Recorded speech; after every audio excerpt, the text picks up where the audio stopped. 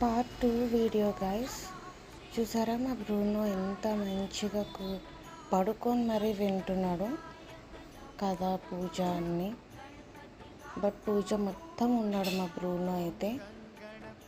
చూసారు కదా మా వినాయకుడు ఎంత బాగున్నారో.